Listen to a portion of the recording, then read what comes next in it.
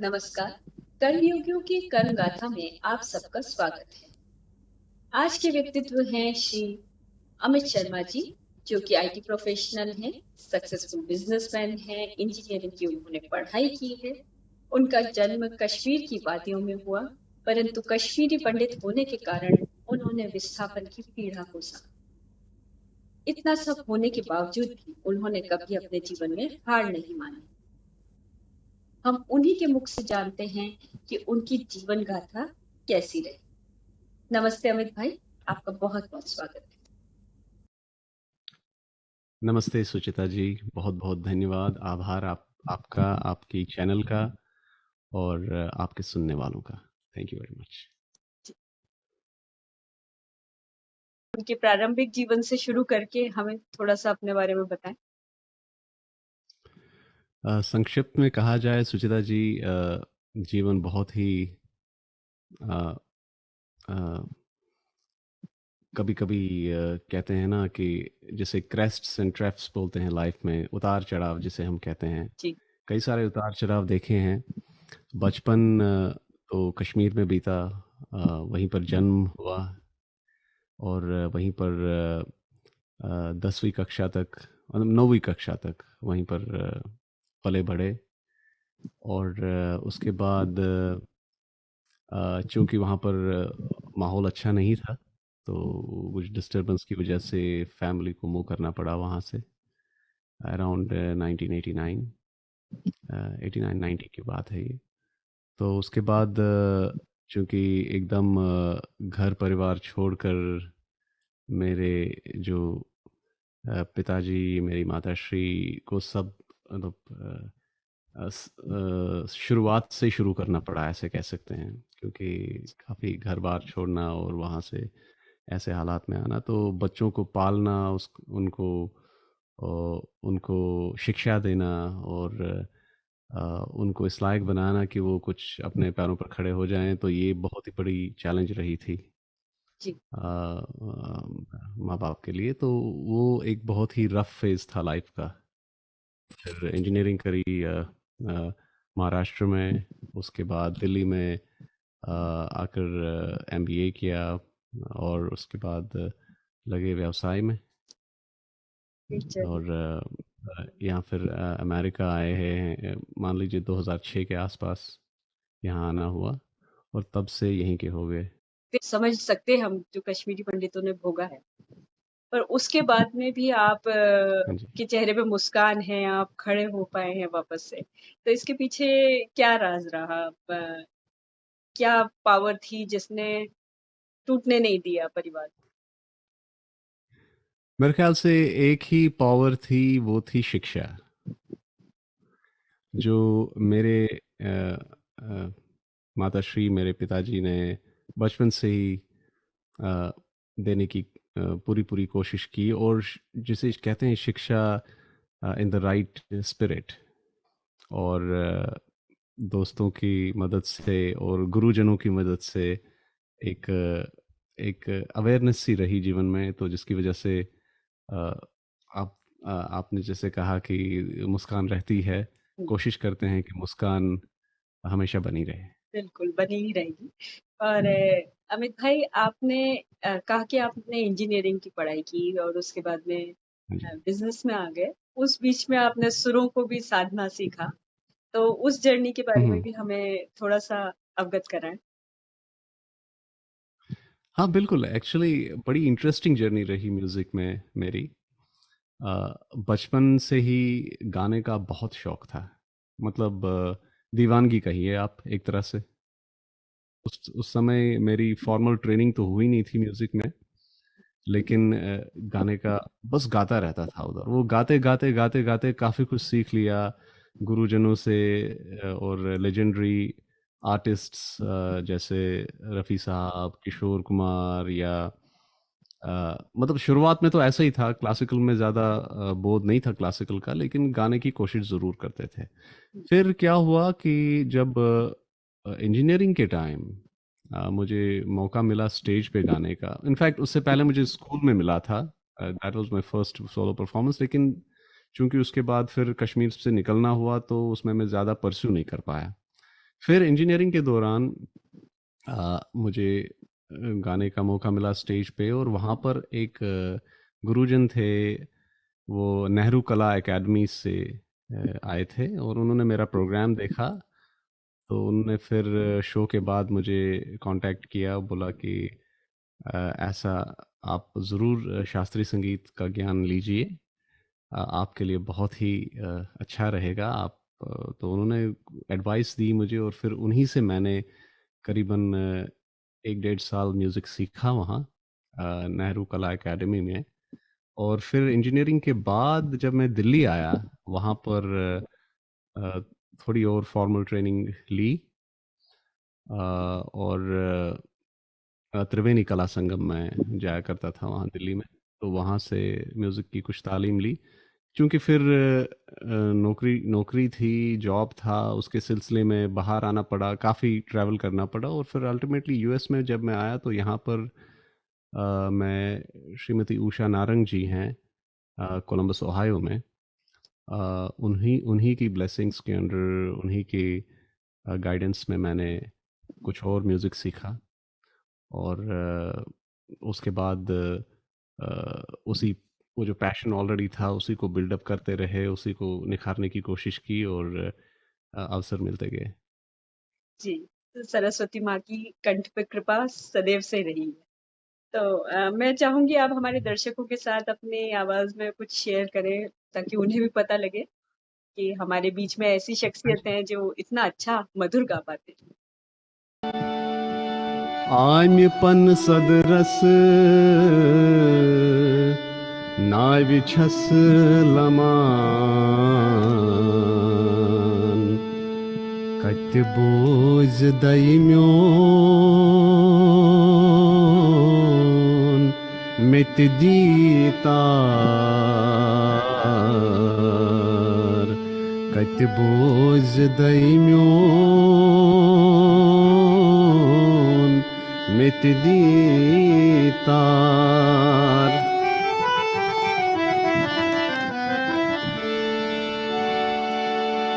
आम्यन टाक्यन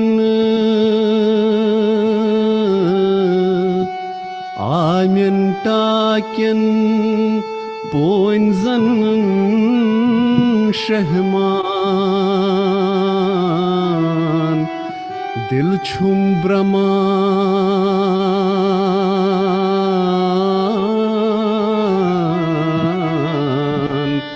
गरगच है दिल छुम ब्रमान, गरगच है।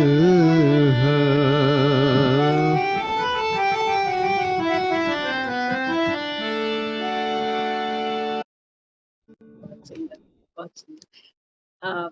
अब हमें थोड़े से शब्दों का अर्थ भी समझ आ जाए।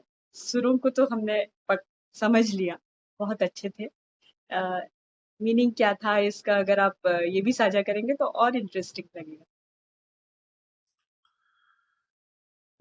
तो इसका मीनिंग थोड़ा स्पिरिचुअल है। जैसे जो जो पहली कुछ लाइनें मैंने गाई थी, ललदद की लिखी हुई, आम्यपन सदरस नाविछस लमान, कतबोज दाइम्योन मेतिदीतार।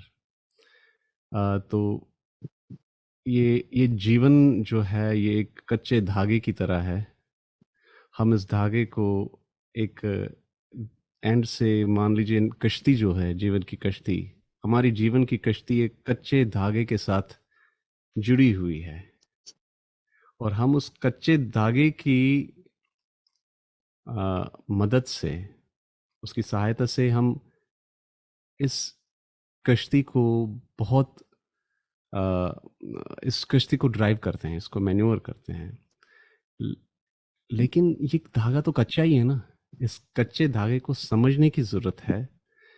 कैतबोज दाइम्योन मेतिदी तार, इस धागे को भी छोड़ना है। ये जो ऊपर वाला दाई मीन्स आप, जो परमात्मा है, परमात्मा पर अगर हम सब छोड़ दें, तो वो हमारी कश्ती को उस पार लगा देगा। बहुत सुंदर। यदि हम परमात्मा पे यकीन रखें, यदि हम परमात्मा पे पूरा समर्पित हो जाएं, तो इसका यही अर्थ है कि जीवन को आप एक ईगो की दृष्टि से ना देखें। आप भक्ति भाव में जाइए, परमात्मा के सानिध्य में जाइए, उन पर उनके सामने सरेंडर कीजिए, तो ये जीवन की नैया पार लग जाएगी। बिल्कुल, बहुत सुंदर। और इतना अच्छा भवसागर से पार करने का एक माध्यम बता दिया आपने, बहुत अच्छी बात लगी। हाँ, ये और अमित भाई, आप बहुत बहुत सी लैंग्वेज में आप गा पाते हैं, उसके लिए हाँ जी। सुरों को पकड़ना आसान होता है या लैंग्वेज को समझना जरूरी होता है, ये भी मैं समझना चाहूंगी।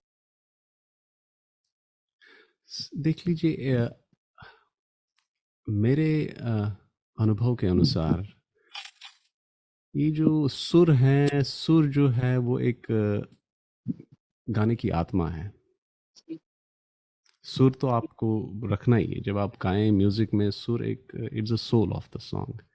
लेकिन जो बोल होते हैं किसी भी गाने के, वो उस मान लीजिए अगर आप एक शरीर मानते हो एक गाने को, उस शरीर की आत्मा तो सुर है, लेकिन उस शरीर का जो चरित्र है वो आपके बोल बताते हैं। जी, तो मान लीजिए, तो इसलिए उस उन बोलों को समझना, उनमें ढलना और फिर अपनी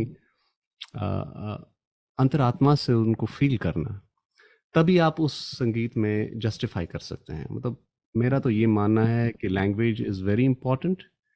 दोनों ही चीजें जरूरी है एक तो। अच्छा लग रहा है आपसे बात करते हुए। और हम आपके और भी पहलुओं के बारे में जानने चाहेंगे। एज अ सोशल एक्टिविस्ट भी कह सकती हूँ मैं कि आपने सेव सॉइल मूवमेंट से जुड़कर भी अपना योगदान दिया है अभी रिसेंटली, तो उस विषय में भी हाँ हमें जी। कुछ जानना है। तो सेव सॉइल मूवमेंट में मैं एक वॉलंटियर हूँ ईशा फाउंडेशन के साथ। तो वहाँ पर मैंने अ, ये कमिट किया कि मैं एक कुछ लिखना चाहता हूँ इस पर। हालांकि मेरे को मैंने ज़्यादा गाने लिखे नहीं थे तब तक, बहुत ही कम लिखे थे। ज़्यादा गाने में ही मेरा इंटरेस्ट था। लेकिन इस खास प्रोजेक्ट ने मुझे काफ़ी एनकरेज किया, क्योंकि मैंने समझा, मैंने सुना और काफ़ी प्रभावित हुआ मैं इस गोल से, इस मिशन से, कि हमें अपनी धरती माँ के प्रति किस तरह का भाव रखना चाहिए, हमें क्या क्या चीज़ें करनी चाहिए ताकि ये जो मिट्टी है हमारे सामने, हम जिस पर हम जीवित हैं, ये ये इसको हम किसी तरह की चीज़ों से प्रदूषित ना करें। मिट्टी हमें बनाती है, हम मिट्टी को बना नहीं सकते हैं। लेकिन हम सिर्फ इतना कर सकते हैं कि हम एक कॉन्शियस एफर्ट कर सकते हैं, जिससे कि हम इसमें प्रदूषण ना डालें, इसको केमिकल्स से हम फिल ना करें। तो इस तरह की अवेयरनेस बहुत ज़रूरी है। हमारे खान पान में भी, हमारे एग्रीकल्चरल प्रोड्यूस जो होता है, जो हमारे फार्मर्स इतना समय बिताते हैं, उनको भी शिक्षित करना, अवेयर करना कि भाई पेस्टिसाइड्स का कम से कम इस्तेमाल करें, या जो होते हैं ये हार्मोन्स का, जो प्लांट हार्मोन्स वगैरह होते हैं, उनका कम से कम इस्तेमाल किया जाए, जिससे वो सब चीज़ें करना छोड़ दें, जिससे मिट्टी हेल्दी। एक या मिट्टी खराब हो जाए। सो ये सब इसका ये है। और साथ ही साथ मेरा अ, ये अंडरस्टैंडिंग रही कि मिट्टी को रिच बनाने के लिए आपको पौधे लगाने पड़ेंगे, आपको पेड़ लगाने पड़ेंगे। तो किसी भी कैपेसिटी में हो, भले ही आप अगर अपार्टमेंट में रहते हैं या फ्लैट्स में, छोटे छोटे घरों में रहते हैं, वहां पर भी आप गमलों में पेड़ लगा सकते हो, पौधे लगा सकते हो। तो उसी चीज से प्रभावित होकर मैंने ये गीत बनाया था, जिसका नाम मैंने रखा था धरती। और इसके बोल मैंने कोशिश की थी खुद ही लिखने की। तो ये कविता है, मैं इसको गीत भी नहीं कहता हूँ उस हिसाब से। तो वो वही था ये प्रोजेक्ट। और वो अभी अगर आपको अभी ईशा भी फाउंडेशन। स्मरण हो तो प्लीज शेयर कीजिए हमारे साथ एक दो लाइन। ये धरती है तुझे पुकारे, ध्यान दे तू मेरे भाई। करुणा के कुछ बीज बो दे जरा पेड़ के रूप में राही। करुणा के कुछ बीज बो दे जरा पेड़ के रूप में राही। जल की महिमा जीवन प्रद है, जल ही से ये जीवन अविरत है। जल की महिमा जीवन प्रद है, जल ही से ये जीवन अविरत है। तेरी सांस भी, तेरा सब्र भी, ये जमीन भी और अब्र भी। तेरी सांस भी, तेरा सब्र भी, ये जमीन भी और अब्र भी। ये जमीन भी और अब्र भी, ये जमीन भी और अब्र भी। ओ पूछ रहे हैं संवेदना शून्य क्यों है मेरे भाई। करुणा के कुछ बीज बो दे जरा पेड़ के रूप में राही। करुणा के कुछ बीज बो दे जरा पेड़ के रूप में राही। ये धरती है तुझे पुकारे, ध्यान दे तू मेरे भाई। करुणा के कुछ बीज बो दे जरा पेड़ के रूप में राही। करुणा के कुछ बीज बो दे जरा पेड़ के रूप में राही। पेड़ के रूप में राही, पेड़ के रूप में राही। अति उत्तम, बहुत सुंदर मैसेज, इतना सुंदर आवाज में, बहुत अच्छा। और सच में करुणा के बीज बोने ही पड़ेंगे। और निसंदेह हमारे को जोड़ती है हमारी कल्चर और ये संगीत। अमित भाई, और भी मैं ये जानना चाहती हूँ, आप एक अच्छे व्यक्तित्व के साथ एक अच्छे पिता भी हैं और आपका खुद का परिवार भी है, तो हमारी भाभी श्री का क्या योगदान रहा आपके जीवन में? क्योंकि अर्धांगिनी का भी काफी योगदान होता है। बिल्कुल बिल्कुल, सारे परिवार का, मेरे बच्चों का, खासतौर पर श्वेता का, मेरी मिसेस, और मेरे माता पिता का आशीर्वाद तो है ही, और उनका योगदान तो रहा ही है स्टार्टिंग से ही।